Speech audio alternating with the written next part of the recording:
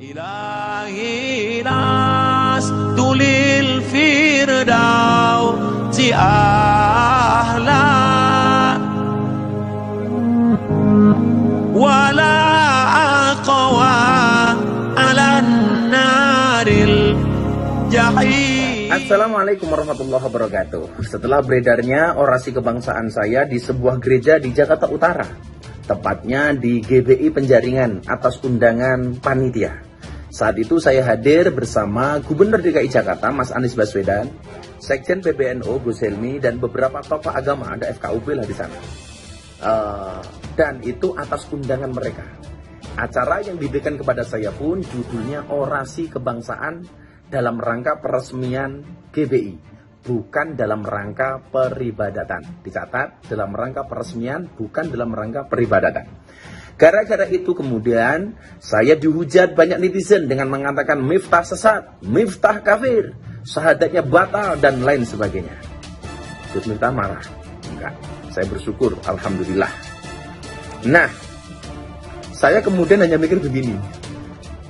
Orang seperti saya yang kebetulan dikasih oleh Allah menjadi orang yang mampu membimbing sekian ratus orang untuk bersyahadat menjadi seorang mu'alaf. Hanya gara-gara video tersebut saya dikatakan kafir. Luar biasa. Itulah dakwah zaman sekarang. Kalau dakwah zaman dulu tugasnya adalah mengislamkan orang kafir, dan dakwah hari ini mengkafir-kafirkan orang Islam.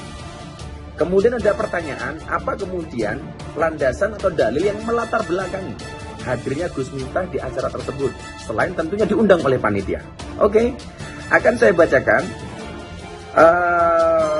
satu kutipan keterangan dari kitab Mausu'ah Fiqih Kuwait. Kitab ini berisi tentang ensiklopedia persoalan fikih dari berbagai mazhab.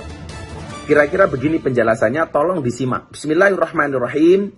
Yara al-Hanafiyah annahu yukrahu lil muslim dukhulil bi'ah wal kanasiyah li'annahu majma'u syayatin la min haitsu innahu laisa lahu haqqud dukhul. Wa dhahaba ba'du syafi'iyyah fi ra'yin ila annahu la yajuzu lil muslim dukhuluha illa bi idnihim. Wa dhahaba al ba'dul akhar fi ra'yin akhar ila annahu la yahrumu dukhuluha bi ghairi idnihim. Wa dhahaba al hanabilah ila anna lil muslim dukhuli bi'atin wa kanasiyatin wa nahwihima wassalata fi dhalika wa Ahmad yukrahu in kana thamma suratun wa qila mutlaqan wa dzakara dhalika fi ri'ayah wa qala fil mustaw'ib wa tasihhu salatul fardhi fil kanais wal bi'i ma'al karahah wa qala Ibnu Tamim la ba'sa bi dukhulil bi'i wal kanais allati la suwara fiha wassalata fiha wa qala Ibnu Aqil yukrahu kallati fiha suwarun wa haka fil karahah riwayataini wa qala fis sarhi la ba'sa bis salati fil kanisiyah an-nadifah ruya dzalika an Ibnu Umar wa Abi Musa wa hakau an jamaah wa kari Ibnu Abbas wa Malikun as-salata fil kanais li ajli suwar. Nah, di dalam keterangan ini minimal ada 4 perbedaan pendapat ulama tentang masuk gereja, bahkan sholat yang ada di dalamnya. Saya pikir saya nggak perlu menerjemahkan, karena para netizen terutama yang menghujat saya tentunya lebih alim daripada saya. Jadi saya pikir nggak perlu diterjemahkan, pasti Anda sudah paham. Di saat aku menggenggam tasbihku dan kamu menggenggam salibmu, di saat aku beribadah ke Istiqlal, namun engkau ke katedral, di saat biomu tertulis Allah Subhanahu wa Ta'ala dan biomu tertulis Yesus Kristus, di saat aku mengucap Assalamualaikum dan kamu mengucap salam, di saat aku mengeja Al-Quran dan kamu mengeja Alkitab, kita berbeda saat memanggil nama Tuhan. Tentang aku yang menengadakan tangan dan kau yang melipatkan tangan saat berdoa, aku, kamu, kita.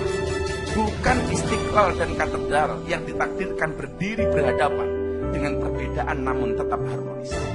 Andai saja mereka memiliki nama, apa tidak mungkin mereka saling mencintai dan menghormati antara satu dan yang lain.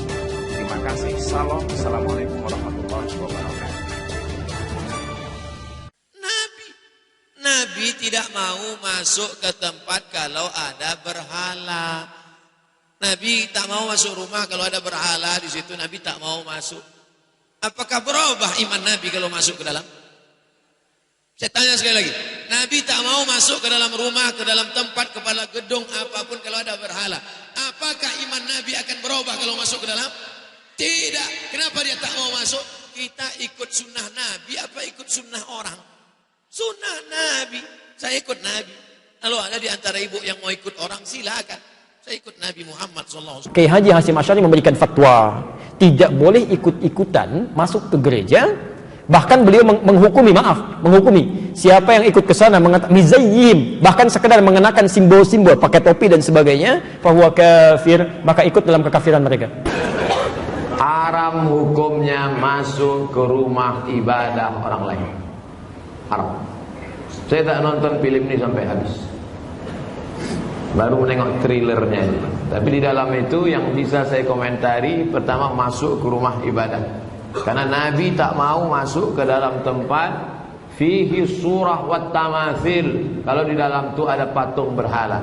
Maka dalam Islam mazhab Syafi'i mengharamkan masuk ke dalam rumah ibadah di dalamnya ada berhala.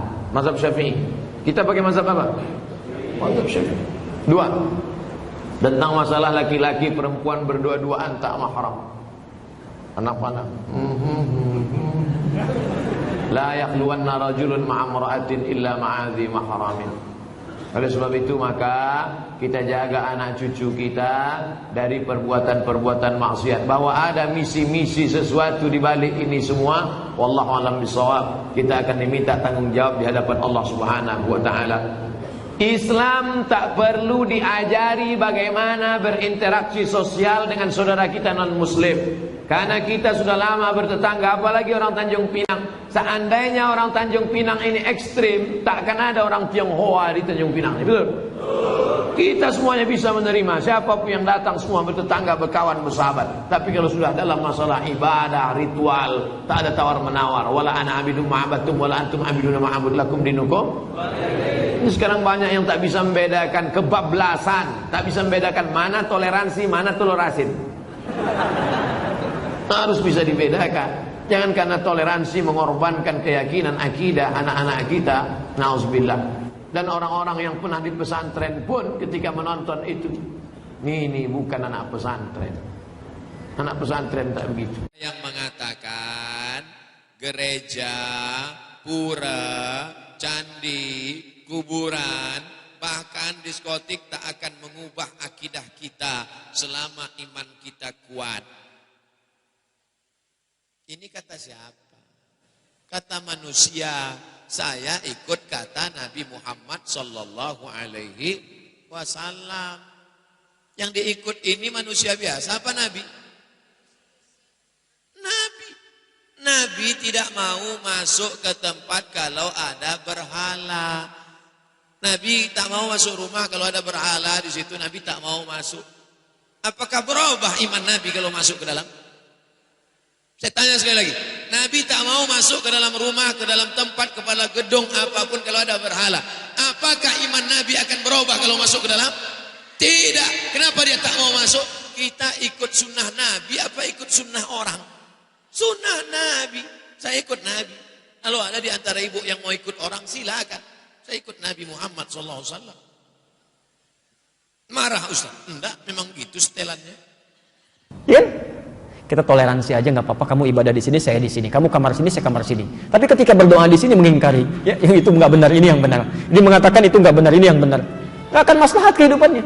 Ya. Makanya kata Buya Hamka dulu, kata Buya Hamka, sesungguhnya orang-orang, maaf, yang terjebak dengan kemunafikan tingkat tinggi, yaitu orang yang hadir pada ya, ibadah agama umat lain.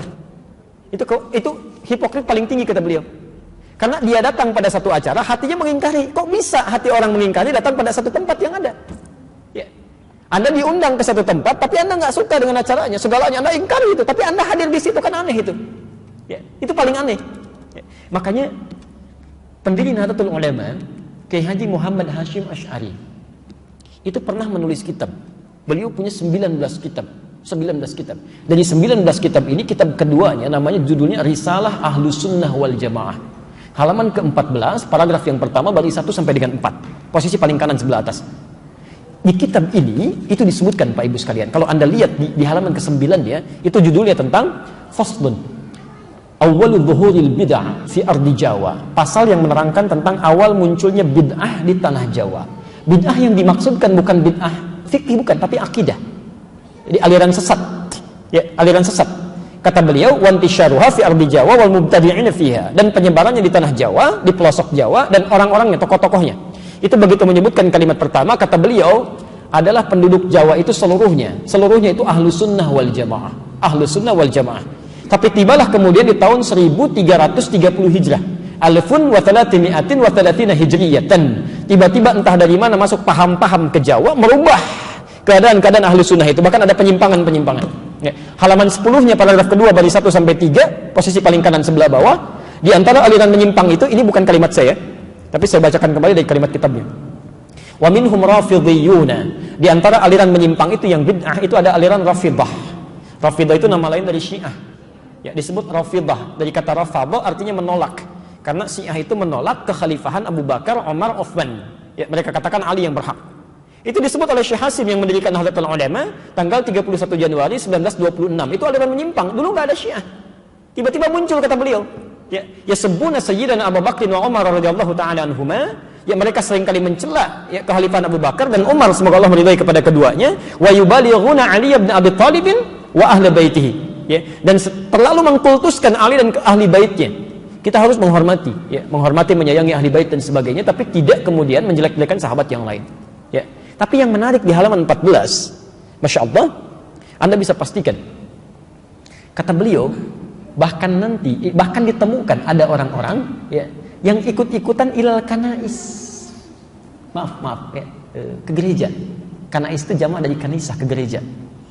Jadi tahun 1330 itu sudah ada yang ikut-ikutan. Ya. Kan Portugis pertama kali yang membawa, Portugal yang pertama kali membawa agama Kristen Katolik ke kita, ya, ke Nusantara tahun 1511 lewat Selat Malaka. Ya. Dia masuk ke wilayah timur membawa 3 misi, gold, glory, and gospel. Ya. Gold, dia mencari rempah-rempah. Ya. Emas, dulu disebut dengan emas hijau. Emas hijau. Jadi ada teh, ada kopi. Ya. Dan dikemas kemudian oleh Belanda di kemudian hari. Dia coba tanam kopi di wilayah yang sekarang disebut dengan Pondok Kopi. Tapi dia gagal. Ya. Lalu dia pindah ke daerah ke Pariangan, ya, Periangan, ke daerah Bandung ke sana, dekat sedikit ke Malabar. Berhasil di situ sampai ekspor pertamanya itu nomor 2 setelah Yaman. Ya, Yaman punya Arabica saat itu. Kemudian ekspor keduanya sama dengan Yaman, ekspor ketiganya melebihi Yaman. Sampai dia bikin pemancar di situ, disambungkan kemudian ke Paris, ditembuskan ke Belanda. Maka dikenal dengan Paris Van Java, Bandung pada saat itu. Nyambung, ya. Makanya kalau Anda ke Belanda atau ke Eropa mengatakan I want a cup of Java, ya, I want a cup of Java, itu minta kopi. Blender kopi sampai sekarang ada, ya. Sebagian ini diambil dari Pagar Alam yang Palembang di sana, ya. Makanya Anda akan temukan, dan biasanya itu kopinya Robusta, daerah-daerah sana, diambil dari sana, ya. Ya, itu saya baca. Jadi di kakak kami waktu ke Leiden itu tadi tentang kopi, kita diskusi, bawa, ya, sampaikan. Nah, itu poin-poin yang hadir ke kita. Saya sambungkan dulu. Kenapa nyampe ke kopi? Jadi Portugal bawa itu gold, glory, dia mencari ekspansi, penjajahan, gospel, dia bawa kepercayaan dia, Injil. Ya. Dia datang kemudian, dia sebarkan. Apa yang pertama dilakukan? Itu bangun tempat ibadah.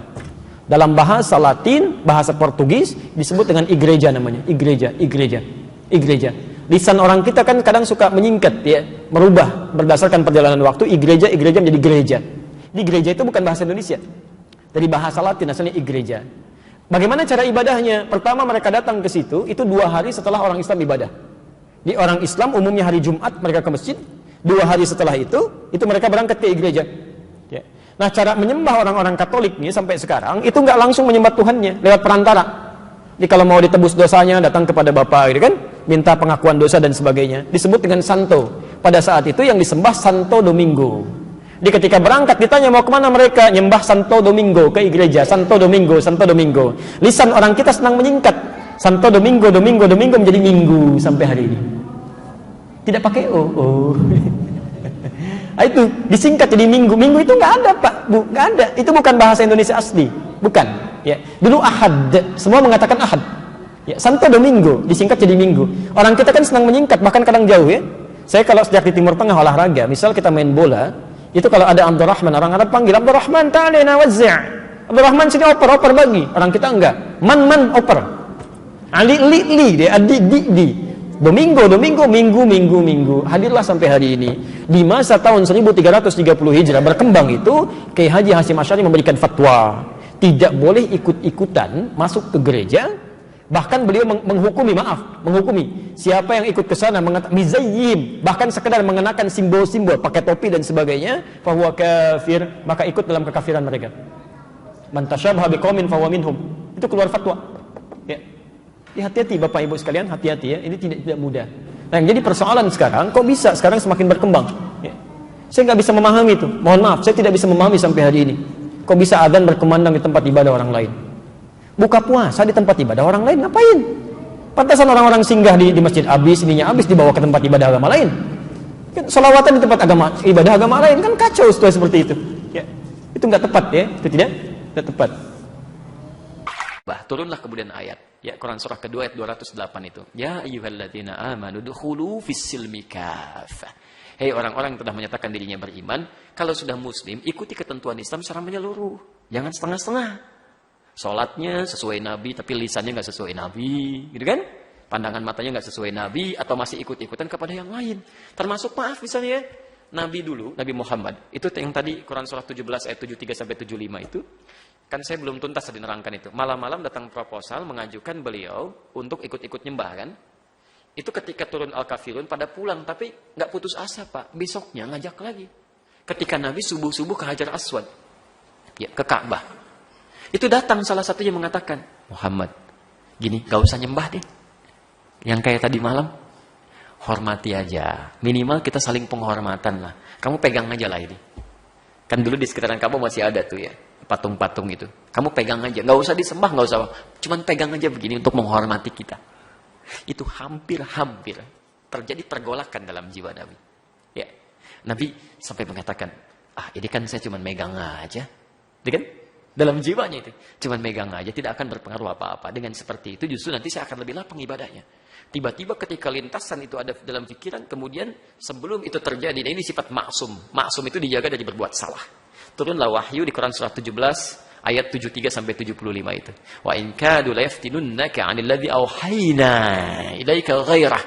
Hampir-hampir ya, ada orang yang bisa mempelesetkan engkau untuk berpaling dari tuntunan wahyu kami. Itu hampir-hampir. Sampai kemudian turun ayat itu. Sampai mengatakan jangan sampai tersentuh, kalau itu kejadian akan ditimpakan dhi'fal hayati wa dhi'fal mamat. Siksa berdua kali lipat. Nyentuhannya nggak boleh, apalagi bersih-bersih. Itu ada anak-anak pakai kerudung, anak-anak SD, anak-anak SMP diminta bersih-bersih tempat ibadah orang lain. Allah, dosanya banyak itu.